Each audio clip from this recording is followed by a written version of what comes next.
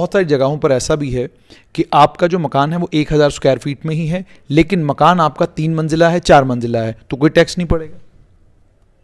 1000 square feet है area में आपने अपना मकान बनाया हो, कंस्ट्रक्ट किया हुआ है। जो 1000 स्क्वायर फीट की जो हम बात कर रहे हैं वो हम बिल्डअप एरिया की बात कर रहे हैं। तो टोटल बिल्डअप एरिया जो है, अगर आपका 1000 square feet 1000 square feet 1000 square feet, technically फिर वो 3000 स्क्वायर फीट हो गया, फिर वो 1000 स्क्वायर फीट नहीं हुआ।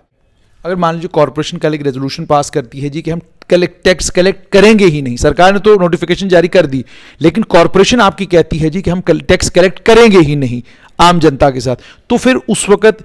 एक्ट क्या कहता है, कानूनी प्रावधान क्या है, क्या उसके बावजूद सरकार को के पास पावर है कि वो टैक्स को कलेक्ट करने के को लेकर आगे बढ़ सकती है? देखिएगा, इसको पहली बात तो सरकार और कॉरपोरेशन के बीच में इसको एक रस्साकसी के तौर पर नहीं देखा जाना चाहिए, क्योंकि अगर आप देखें तो ये टैक्स सरकार के पास नहीं जाना है, ये टैक्स जो है वो कॉरपोरेशन के पास जाना है। जम्मू कश्मीर में 1 अप्रैल 2023 से Jammu municipal corporation, Srinagar municipal corporation, उसके साथ में कमेटियाँ और काउंसिलें जितने भी जम्मू कश्मीर में हैं, वो प्रॉपर्टी टैक्स जमा करना शुरू करेंगी। मतलब ये कि वो प्रॉपर्टी टैक्स लेना शुरू करेंगे और लोगों को प्रॉपर्टी टैक्स अपना जमा करवाना है। इसको लेकर राजनीतिक बवाल अपनी जगह, लेकिन कॉरपोरेशनें इसको लेकर क्या कुछ सोच रही हैं, क्या कुछ असेसमेंट्स हो रही हैं और कितना कितना प्रॉपर्टी टैक्स आपको देना पड़ सकता है, इसी पर बात करने के लिए मेरे साथ जम्मू म्यूनसिपल कॉरपोरेशन के कमिश्नर राहुल यादव है। राहुल जी, सबसे पहले मुझे ये बताइए कि जो प्रॉपर्टी टैक्स अब जाहिर सी बात है 1 अप्रैल 2023 से लागू होना शुरू हो जाएगा, थोड़ा सा ये बताइएगा क्योंकि लोगों के मन में अभी भी ये है कि जी सरकार कह तो रही है कि 500,000 रुपया लगेगा, लेकिन अगर मेरे मकान का एरिया 10,000 स्क्वायर फीट है तो कितना लगेगा, 5,000 स्क्वायर फीट है तो कितना लगेगा, ये तो बहुत बड़ा बड़ा टैक्स बनेगा, फिर हम लोग कैसे देंगे। और इसी तरीके से कमर्शियल वाले हैं, जो तो छोटे दुकानदार हैं वो भी थोड़ा बहुत परेशान हैं, लेकिन जो बड़े होटलियर्स हैं वो भी कह रहे हैं जी हमारी इतनी बड़ी प्रॉपर्टी है, ऑलरेडी हम बिजली फीस दे रहे हैं, ये टैक्स दे रहे हैं, इसके साथ अगर प्रॉपर्टी टैक्स भी देना पड़ेगा तो हमको भी रेट्स फिर एनहांस करने पड़ेंगे। देखिएगा, जैसे कि आपको सबको पता है कि जो म्यूनसिपल फाइनेंस के लिए एक प्रॉपर्टी टैक्स जो होता है वो एक बहुत अहम जरिया होता है, और पूरे हिंदुस्तान में हर जगह प्रॉपर्टी टैक्स लगाया जाता है, जिसका मकसद यही है कि हमारी जो सर्विसेज हैं उनको हम बेहतर सर्विसेज हम प्रोवाइड कर सकें अपने म्यूनसिपल एरियाज़ में अपने लोगों को। और बहुत ही जो गवर्नमेंट की तरफ से ये कोशिश है कि बहुत नॉमिनल हम जो है वो टैक्स लगाएं, ज़्यादा जो आम लोग हैं वो बर्डन ना हो, इस वजह से जो लोअर एंड पर जो लोग हैं उनको जो टैक्स रेट इसी तरीके से नोटिफाई किए गए हैं सो दैट वहाँ पर जो हमारा जो टैक्सेशन है वो कम हो और प्रोग्रेसिव वे में वो इंक्रीज़ हो। और जैसा कि गवर्नमेंट ने क्लैरिफाई भी किया कि अगर कोई छोटा दुकानदार है 100 स्क्वायर फीट 200 स्क्वायर फीट की अगर जिसकी दुकान है तो उसके ऊपर बेसिकली 600 रुपया 1000 रुपया 1200 रुपया इसी टाइप से ही हमारा टैक्स का जो है वो जो इम्प्लीकेशन होगा। इसी तरीके से जो मकान है 1000 स्क्वायर फीट तक कोई भी टैक्स नहीं है। इसी तरीके से अगर जो छोटे मकान हैं उनके ऊपर भी इसी टाइप से जो है आपका 400 रुपया 500 600 1000 रुपया इसी टाइप से ही आपका मैक्सिमम टैक्सेशन पड़ेगा। अगर आप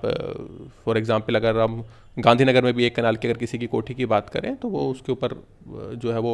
टैक्स जो है वो रफली 6000 के अराउंड पड़ेगा। और अगर वही अगर घर जो है वो गांधीनगर में ना होकर हो, फॉर एग्जांपल अगर छन्नी में है तो हो सकता है वही टैक्स जो है वो 6000 की जगह वो 3500 हो जाएगा। और वही घर अगर एक कनाल का छन्नी में ना होकर किसी हमारे जो है फॉर एग्जांपल सरवाल या फिर इस टाइप से किसी एरिया में है तो वही टैक्स फिर वो 1000-1200 रुपये पर आ जाएगा। तो ये मैं एक कनाल के घर की बात कर रहा हूँ, जो कि जनरली मैक्सिमम लोगों के घर जो होते हैं वो एक कनाल से छोटे होते हैं, 6 मरला 7 मरला 5 मरला इस टाइप से लोगों की काफ़ी सारी प्रॉपर्टीज। यानी ये टैक्सेशन सिर्फ बिल्टअप एरिया पर होगी या उसके अलावा जो लॉन और बाकी एरिया है उस पर भी टैक्स लगेगा या सिर्फ बिल्टअप एरिया पे लगेगा? देखिएगा, ये इसमें बिल्टअप एरिया के ऊपर हमारा हमने टैक्स लगना है, और जो उसके साथ में जो वैकेंट लैंड है उसका भी एक एक्ट में ही जो है उसको स्पेसिफाई कर रखा है कि हमारा जो है अपॉर्चुनिटी लैंड का एक जो है वो एक फंडा होता है कि जिसमें एक कंसेप्ट होता है कि जिसमें आपके जो आपका बिल्टअप एरिया है, जो आपका प्लिंथ एरिया है, उसके जो डबल लैंड है उसको अपॉर्चुनिटी लैंड बोलते हैं, उसको उसी का पार्ट माना जाता है। तो फॉर एग्जांपल कि अगर आपका जो है आपने 3000 कनाल का 3000 स्क्वायर फीट का आपका प्लॉट है या फिर मीन्स आपका ऐसे ले लेते हैं कि अगर आपने 3 मतलब आपका 1 कनाल का अगर आपका प्लॉट है और वहाँ पर आपने 7 मरले में मान लिएगा अपना घर बना रखा है और 13 मरला खाली है, तो वो 13 मरले को भी उसी का पार्ट माना जाएगा। अच्छा। मतलब उसका 2 टाइम और उसके साथ में 7 के साथ में ही 14 को 7 दूनी 14, 14 को भी अपॉर्चुनेट लैंड माना जाएगा, जो कि उसी घर का पार्ट माना जाएगा। तो उस पर इन दैट केस आपको उस खाली लैंड के लिए आपको टैक्स नहीं देना है। पर उसी के अगेंस्ट अगर आपका 10 कनाल का प्लॉट है और उसमें अगर आपने जो है 1 मरला में अगर कुछ बना दिया है, या फिर जो आपने 2 मरले में 2 मकान बना रखे हैं, 2 कमरे बना रखे हैं, 2 मरले में 5 का 1 कमरा बना रखा है, तो वो 2 मरले के 2 टाइम मतलब 6 मरला तक जो है वो उसका पार्ट माना जाएगा और बचा हुआ जो लैंड है उसको जो है वैकेंट लैंड के हिसाब से टैक्स किया जाएगा। और वैकेंट लैंड के लिए जो रेट है वो 0.1 वहाँ पर फैक्टर रखा गया है। तो इसका मतलब बेसिकली रफली मैं आपको रफ लैंग्वेज में ये समझा सकता हूँ कि अगर किसी की छन्नी में अगर किसी का 1 कनाल के घर पर अगर उसका किसी का 4,000 रुपये सालाना टैक्स पड़ता है, तो अगर 1 कनाल का अगर का प्लॉट आपका खाली पड़ा हुआ है तो आपका 400 रुपया सालाना वहाँ पर जो है वो टैक्स, प्रॉपर्टी टैक्स पड़ेगा। अब बहुत सारी जगहों पर ऐसा भी है कि आपका जो मकान है वो 1,000 स्क्वायर फीट में ही है, लेकिन मकान आपका 3 मंजिला है, 4 मंजिला है, तो कोई टैक्स नहीं पड़ेगा। 1,000 स्क्वायर फीट है एरिया में आपने अपना मकान बनाया हो, कंस्ट्रक्ट किया हुआ है। जो 1000 स्क्वायर फीट की जो हम बात कर रहे हैं वो हम बिल्डअप एरिया की बात कर रहे हैं। तो टोटल बिल्डअप एरिया जो है अगर आपका 1,000 square feet 1,000 square feet 1,000 square feet, technically फिर वो 3,000 स्क्वायर फीट हो गया, फिर वो 1,000 स्क्वायर फीट नहीं हुआ। तो हम बिल्डअप एरिया जो की बात यहाँ पर हो रही है कि बिल्डअप एरिया अगर 1,000 स्क्वायर फीट से ऊपर है, तो मतलब अगर आपका ट्रिपल स्टोरी है तो ट्रिपल स्टोरी नीचे वाला अगर 1,000 स्क्वायर फीट है तो ट्रिपल स्टोरी में इसका मतलब वो 3,000 स्क्वायर फीट पे फिर आपको जो है टैक्स पड़ेगा। बेसिकली जो आपका बिल्डअप एरिया टोटल है, हो सकता है आपका एक फ्लोर पर 1,000 हो, दूसरी फ्लोर पर हो सकता है आपका 500 हो, तो आपका 1,500, या फिर आपका एक फ्लोर पर 1,000 हो, दूसरी फ्लोर पर आपका हो सकता है 800 हो और उसके अगली फ्लोर पर आपका 300 हो। तो इन दैट केस उस हिसाब से 2,100 स्क्वायर फीट 2,100 स्क्वायर फीट पे आपका टैक्स लगेगा। हाँ, जो मैंने बताया कि मतलब it can be different, it can always be different. So जो आपका टोटल बिल्डअप एरिया है, तो वो बिल्डअप एरिया आपका क्या है उस पर आपका डिपेंड करेगा। यानी वो जो 1,000 स्क्वायर फीट पर कोई टैक्स नहीं पड़ेगा, वो असल में सिर्फ ये है कि अगर आपका एक ही मतलब सिंगल फ्लोर अगर आपका है 1,000 स्क्वायर फीट है तो कोई टैक्स नहीं पड़ेगा। अगर आपका total buildup area 1,000 square feet है, बस अगर ये नहीं, ये भी हो सकता है कि आपका एक फ्लोर पे 500 हो और दूसरी फ्लोर पर 200 हो और फिर जो है then it is 2 floor building, but still जो बिल्डअप एरिया है वो 700 स्क्वायर फीट है। So case can be different. हम उसको कि 1,000 स्क्वायर फीट तक अगर टोटल बिल्डअप एरिया है, चाहे वो 1 फ्लोर पर हो, चाहे वो 2 फ्लोर पर हो, चाहे वो 3 फ्लोर पर हो, टैक्स नहीं पड़ेगा। हाँ, अगर आपका 1,000 square feet total buildup area है then it will be non taxable, but अगर आपका total buildup area is more than 1,000 square feet तो वो टैक्सेबल हो जाएगा। तो दूसरा मुझे ये भी बताइएगा, जब हम गांधीनगर की बात करते हैं या जम्मू शहर की ही बात करें, कमर्शियल भी है, रेजिडेंशियल भी है। अब कमर्शियल और रेजिडेंशियल एक ही जगह पर है, मतलब ऊपर खुद रहते हैं, नीचे उन्होंने कमर्शियल कर रखा है, तो वहाँ टैक्सेशन कैसे होगी? नीचे नीचे वाला जो है वो आपके पास खाते में भी कमर्शियल नहीं है, रेजिडेंशियल है। यानी आप जब अपना आप जब रिकॉर्ड्स निकालते हैं तो रिकॉर्ड में वो रेजिडेंशियल है, लेकिन वहाँ पर चल कमर्शियल रहा है। तो आप जब टैक्सेशन करने के लिए जाएंगे तो टैक्स कैसे लगाएंगे? देखिएगा, क्योंकि इसमें टैक्सेशन में जो आप आज की डेट में जो एक्चुअल यूज़ कर रहे हैं उसी के बेसिस पर आपका टैक्सेशन होता है, और अदरवाइज भी हमारा जो है वो सेल्फ असेसमेंट बेसिस पर हमारा टैक्सेशन है। सो आप ही नहीं अपना जो है डिक्लेयर करना है कि आपका कितना रेजिडेंशियल है, कितना कमर्शियल है। अगर आपका मिक्स यूज्ड है, जैसे आपने बताया कि अगर ओल्ड सिटी में जैसे ज़्यादातर काफ़ी सारे घर ऐसे हैं जिसमें नीचे दुकान है और ऊपर लोग रहते हैं, तो आपका मिक्स यूज़ उसी रेशो में कि नीचे 2 दुकान है तो 2 दुकान का कमर्शियल का टैक्स लगेगा, और ऊपर अगर रेजिडेंशियल है तो उसका रेजिडेंशियल का जो है वो हमारा टैक्स बनेगा। तो उसी हिसाब से वो it will be in proportion. अच्छा, it will be in proportion. हाँ, मीन्स जितना रेजिडेंशियल है, फॉर एग्जांपल अगर आपका जो है वो 4,000 स्क्वायर फीट में से अगर आपका 200 स्क्वायर फीट की या फिर 500 स्क्वायर फीट के नीचे दुकान है और पीछे आपका 3,500 स्क्वायर फीट का अगर घर है, तो 3,500 स्क्वायर फीट का रेजिडेंशियल का आपका अलग टैक्सेशन होगा, और 500 स्क्वायर फीट का जो आपका जो कमर्शियल है उसका अलग टैक्सेशन होगा। मुझे ये भी बताइएगा कि इसमें चूंकि एग्जेम्पशन का भी क्लॉज है, क्या जम्मू म्यूनसिपल कॉर्पोरेशन या सरकार इस बारे में सोच रही है कि जो लोग स्लम्स में रह रहे हैं, जो गरीब हैं, आप यहाँ से ऊपर चले जाएं, ये जो भगवती नगर का एरिया है उस एरिया में कुछ लोग स्लम्स में रह रहे हैं, या नरवाल वाली साइड में चले जाएं, यहाँ बहुत सारे एरियाज हैं जहाँ पर लोगों ने छोटे छोटे मकान बनाए हैं और स्लम्स में रह रहे हैं, क्या उनको भी अब टैक्सेशन उन पर भी टैक्स लगेगा, या आप उनको एग्जेम्प्ट करने के बारे में सोच रहे हैं? जैसा कि आपने खुद ही बताया कि लोग छोटे छोटे मकान में रह रहे हैं, तो छोटे छोटे मकान बेसिकली वो 1,000 स्क्वायर फीट तक, क्योंकि हमारा जो है जैसे गवर्नमेंट ऑफ इंडिया की तरफ से जो LIG, जिसको हम लोअर इनकम ग्रुप बोलते हैं, उसी कैटेगरी के लिए जनरली 700 स्क्वायर फीट तक माना जाता है। और इसी टाइप से तो LIG और MIG कैटेगरी को वो 1000 स्क्वायर फीट इसी वजह से रखा गया है, सो दैट जो जिनके लोगों के मकान छोटे हैं, छोटे छोटे घरों में रह रहे हैं, तो वो ऑलरेडी एग्जम्पशन कैटेगरी में वहाँ पर आ जाएंगे 1000 स्क्वायर फीट तक। लेकिन म्यूनसिपल एक्ट और कॉरपोरेशन के एक्ट में भी और काउंसिल के एक्ट में भी ये प्रावधान तो है कि अगर आप चाहें तो एग्जेम्प्ट कर सकते हैं।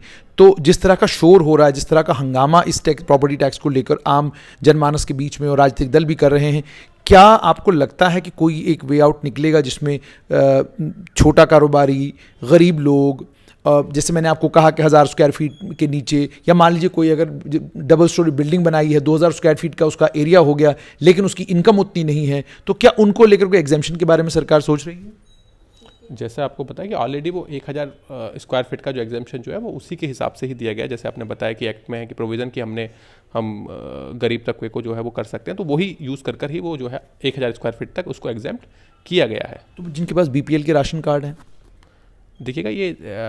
हम दोनों चीज़ें साथ में नहीं बोल सकते कि एक पर्सन यहाँ मुसीबत क्या है राहुल जी, कि बहुत सारे लोग आपको ऐसे मिलेंगे जिनके पास है तो BPL का राशन कार्ड, लेकिन मकान उनका जो है 2500 स्क्वायर फीट में है। हाँ, देखिएगा दोनों चीज़ों को साथ में जस्टिफाई करना मुश्किल होगा। आप ये बोलें कि गांधीनगर में एक पर्सन का 2500 स्क्वायर फीट का मकान भी है और वो BPL भी है, तो it will be very difficult to justify कि वो किस तरीके से, कि फिर अगर गांधीनगर में अगर या फिर किसी और भी एरिया में अगर आपके पास जो है 4000-5000 स्क्वायर फीट का मकान भी है और आप BPL भी हैं, तो it will be very difficult to justify. तो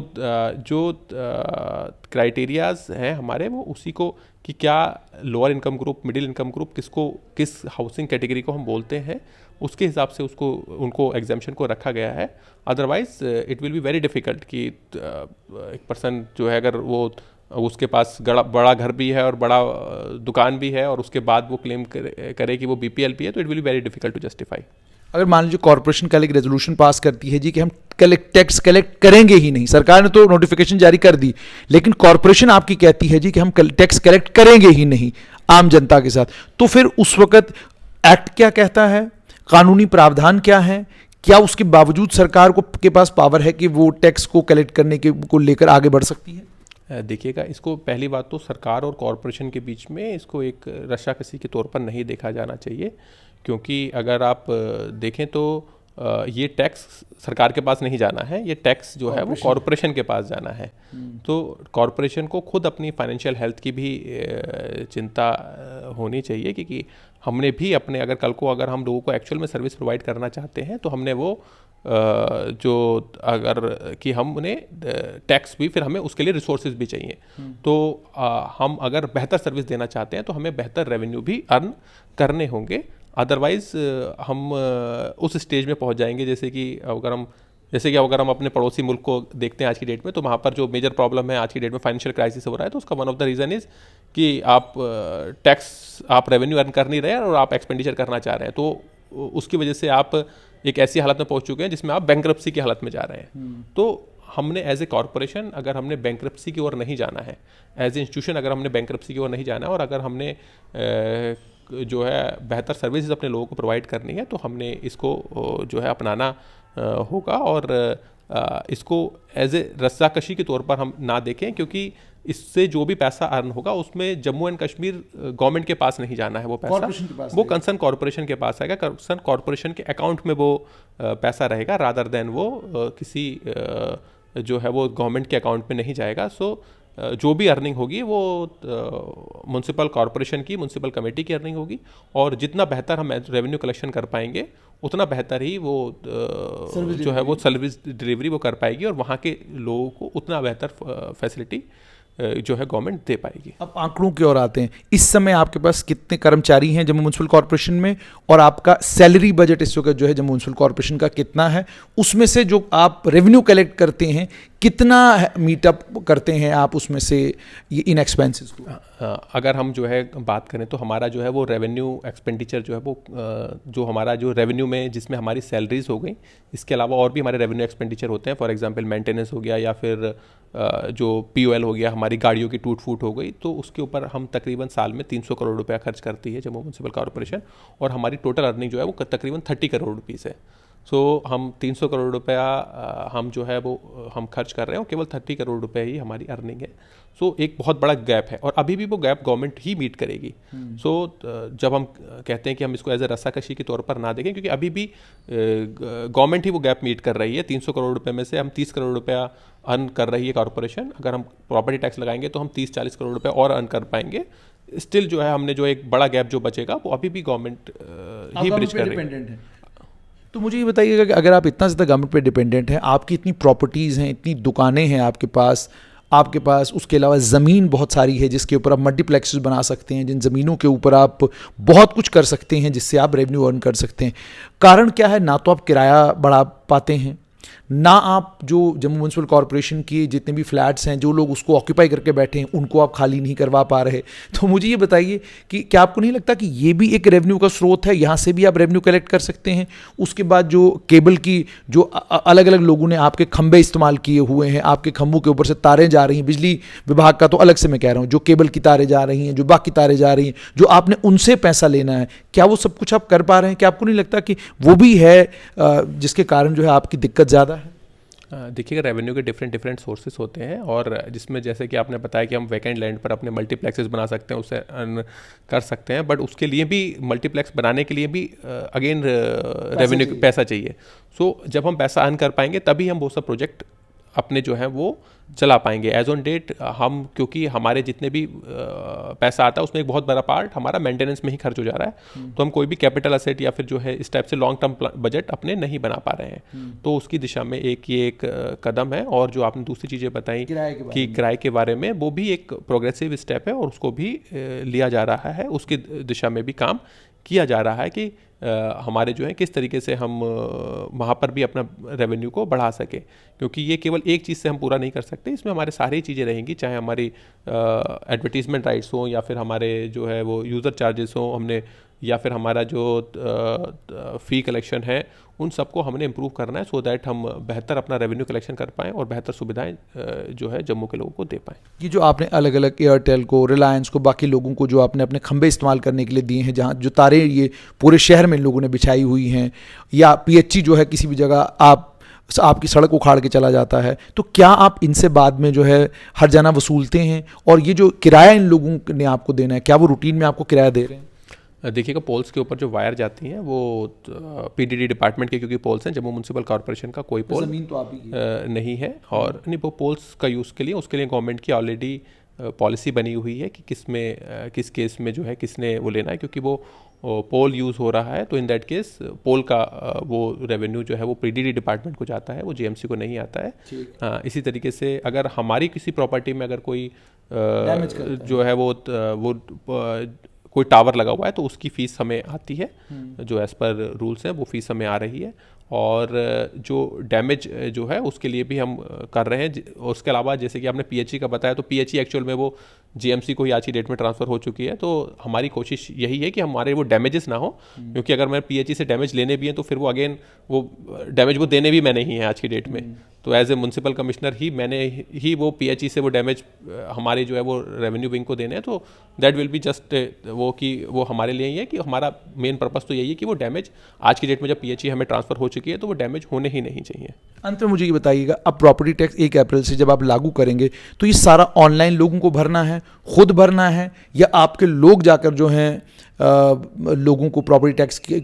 को भरने के लिए कहेंगे? क्योंकि इसमें शायद एक प्रावधान है जिसमें आप रैंडमली 10% या 20% प्रॉपर्टीज़ को जो है चेक कर सकते हैं कि जी उन्होंने जो प्रॉपर्टी टैक्स को लेकर असेसमेंट दी है वो गलत है या वो सही है। तो ये जानना चाहूँगा आपसे कि लोगों को खुद ऑनलाइन ये सारा टैक्स भरना है या इसके लिए कोई और प्रावधान है?